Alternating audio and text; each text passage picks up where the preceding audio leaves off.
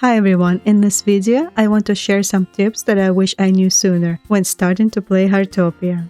Did you notice when launching the game that the loading screen shows your home location on the bottom right? If you don't like the current location, you can try joining one of your friends' server or logging out and logging back in a few minutes. People are constantly joining and logging out, so the different spots will be available each time. If you play on PC, when holding something like a tool or seed bag, press and hold T on keyboard for 2 seconds to withdraw. This was one of my biggest struggles playing on PC because there is no tool wheel or hotkeys associated with each tool. As soon as you log in, accept all the daily resident requests, so that when you start doing anything, you will complete them automatically. Because they are usually very simple, like water your crops or feed your pet. You can also track them in the memo on your watch. If you have a cat, feed them before they walk away and glitch into the house. Also, do all the pet actions to make sure you get it done every day. Do the play session for the cat to learn new tricks. Clean, pet, and feed them. After playing with a cat, there is a cooldown, and you need a lot of play sessions for a cat to learn a new trick. It seems that the cats are eating way less than dogs. Or maybe it's just mine. I swear my dog eats like 10 people. She's always hungry. And if you regularly take care of your cat, it will make them happy and they will purr. And all of a sudden it becomes a bit easier to find them. You can track your pet on the plot. If you go to Pet menu on your watch, choose a pet and click on the round button next to their name, or hit T on a keyboard. You can train your dog, and when you hover on the action command menu, it will start circling animations for all these commands. Each unlocked command will show a progression bar that will be filled gradually with every training session. You should also clean your dog for them to feel comfortable and happy. Did you know you can take your dog with you and they will sit in a transport with you when you drive? For cats, it looks like you're gonna need to level up their growth points to be able to take them out. You can like your own house once a day, and when you drive around, you can like other people's houses, and they will get notifications. You can also use your friendship journal to see all the interactions you had with other players and add them as friends. You pay 1 wishing star to add a new friend.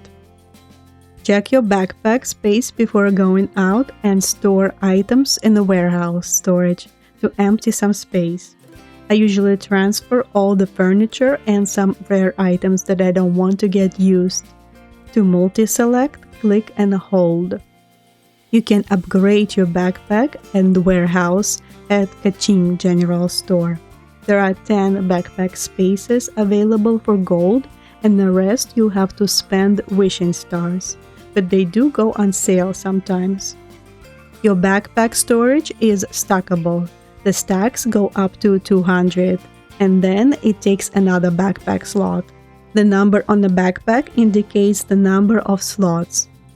So each unique item will be taking an individual slot. This is why you want to put all your furniture items in the warehouse right away. You can send postcards to your friends. It will help to level up friendship.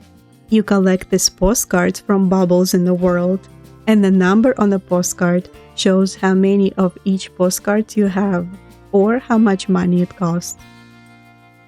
Keep some food and repair toolkits on you at all times. The tool's durability is pretty low, especially in early game.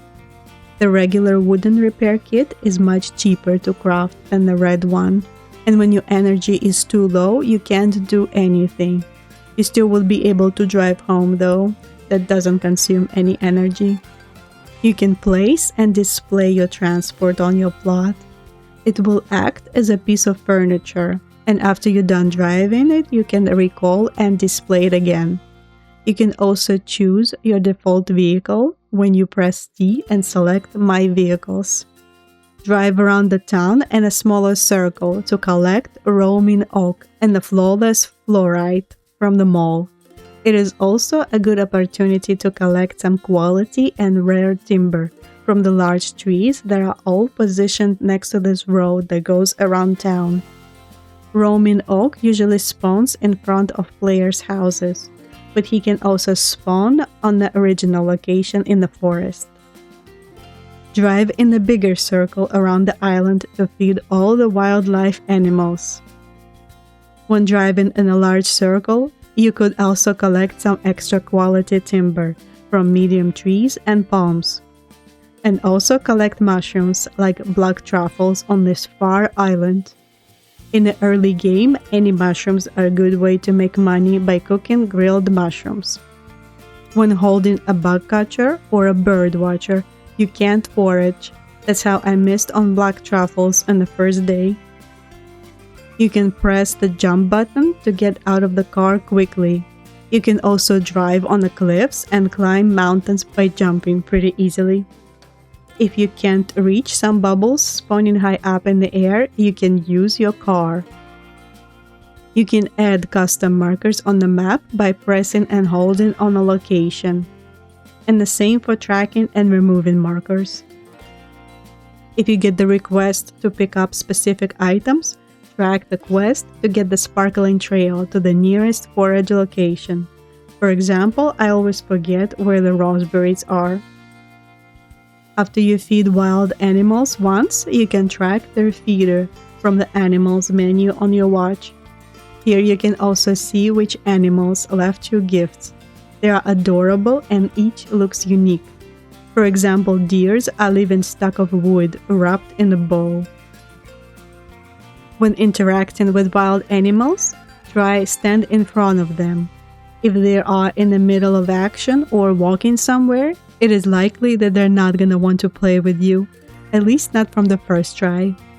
The easiest resources to always have in your backpack for feeding animals are blueberries for llamas, raspberries for capybaras, wheat for bunnies, branches for deers, meat for foxes, eggs for ferrets, shrimps or fish for otters, and bamboo for pandas. After feeding them, you can also pet animals to increase bond level. After increasing the bond level with animals, they will be leaving you gifts and coming to your house. You will also unlock statue decor pieces for each animal. Did you notice that there are adult and baby wild animals? And they all have different interacting animations. Also, alpacas can spit on you. I wonder if it can get you any buff. When bird watching, don't come close. Use the zoom slider instead. You will get more stars by capturing bird mid-action, and when it is not directly looking at you. You will also spook them if you come closer. After taking a few pictures, the bird may notice you and fly away. There are decor items that you can place on your plot that attract birds. You just add bird food and wait when bird will spawn on them. You can take pictures with only one bird card per day. Submit bird info cards every day. Bailey gives a lot of useful items in return, like dyes and repair kits. You can submit up to 5 cards per day, so save the ones with higher stars and sell the rest. When talking to NPCs, remember to check their stores. They are selling different decor items for gold, and it goes on sale sometimes. By progressing with Developers Guild, more displays at the furniture store are getting unlocked. There is a rug display on the first floor that is easy to miss when it unlocks, and the upstairs displays are getting unlocked after level 20 and 30. Buy as many furniture items as you can every day. The sets are refreshing every few days, and this is the way to unlock more furniture and get duplicates because they will come back in rotation. Buy more clothing items in the clothing store to level up your clothing collection and unlock even more rewards and items. Buy dog and cat food every day at the pet store. Especially the dog food, I run out of it at least 3 times faster. You can also purchase cute pet clothes for pet hairballs that your pets are leaving you.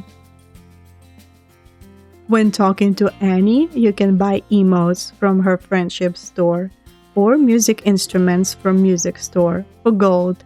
They also go on sale.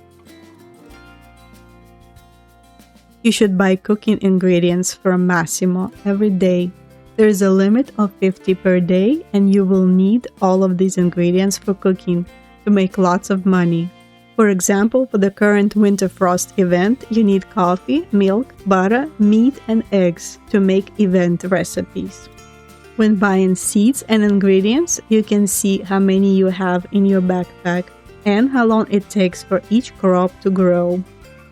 If you need to catch a specific fish and you don't see any silhouette in water, use chum. Especially for Winter Frost event, use chum to catch frost spore fish in the event area.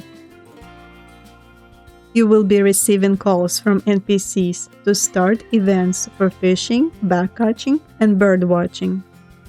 If it is something you need to do anyway, I would suggest accepting them because these events will be free to you. Otherwise, you would need to pay 2,000 to 3,000 gold just to start the event yourself. If you accept the call, you will have 10 minutes to get there. And there most likely will be more people joining, and you will achieve more event goals together. There are 2 different modes for insect catching. You can just press F when the insect is right in front of you, or you can click and hold on F and aim in any direction. There are bus stops on the map, but the rides cost 200 gold unless you buy GAMG full membership, the one for $3. Then you get unlimited free rides, but the map is not that large, and when you unlock the car, it is pretty fast to travel. But you can travel to the limited events location without membership. Like the current Winter Frost event, you go to Passion Activity and click on Go. Plant some wheat every time you log in out for the night. Wheat takes 4 hours to grow and is used in the most profitable recipes, like truffle pasta, which takes 2 wheat. I prefer making pies because they only require 1 wheat. If you want to know how to get a certain piece of furniture, you can find it in the collection menu on your watch. It will show the source for each piece in details, like Bob's Furniture Store, a gacha, or premium shop.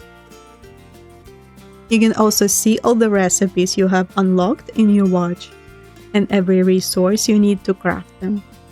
There are achievements in the game. You unlock them after reaching level 15 of Developers Guild, but they are retroactive. You will most likely receive some achievements as soon as you reach level 15. When Bob is asking for furniture as a daily request, make the cheapest ones, like journey chair or stove, and you usually need 3 pieces. You can replay any display turntable animation from your backpack when clicking on the item. When taking pictures, you have 2 modes, with or without your character. You can also put any emotes on the loop and hide most of UI.